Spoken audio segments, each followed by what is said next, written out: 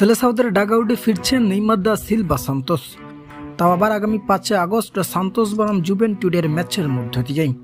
দর্শক, ব্রাজিলের ডাগআউটে অনিয়মিত নেইমার জুনিয়র প্রায় 3 বছর থেকে। তবে এরই মাঝে একাধিকবার হলুদে নীল জার্সিতে ব্রাজিলিয়ান এই তারকার মাঠে ফেরার গুঞ্জনটা বেশ জোরালো হলেও শেষ পর্যন্ত ইনজুরির কারণে হতাশ করেছেন এই ব্রাজিলিয়ান তার সমর্থকদের। তবে সামনে ঘনিয়ে আসছে 2026 বিশ্বকাপ। অন্যদিকে ব্রাজিলের ডাগআউটে যুক্ত হচ্ছেন ক্লাব ইতিহাসের সেরা কোচ। তাই সব মিলিয়ে নিজেকে সর্বোচ্চভাবে প্রস্তুত করতে ব্যস্ত এখন এই ব্রাজিলিয়ান তারকা। আর বাছাই পর্বের উইন্ডোর শেষ 2টি ম্যাচে মাঠে ফিরতে যাচ্ছেন নেইমার জুনিয়র, যা আগেই নিশ্চিত করেছিলেন কার্লো আনচেলত্তি। এবার সেই ধারাবাহিকতায় সান্তোসের হয়ে ইনজুরি মুক্ত এবং দুর্দান্ত ফর্মে রয়েছেন নেইমি।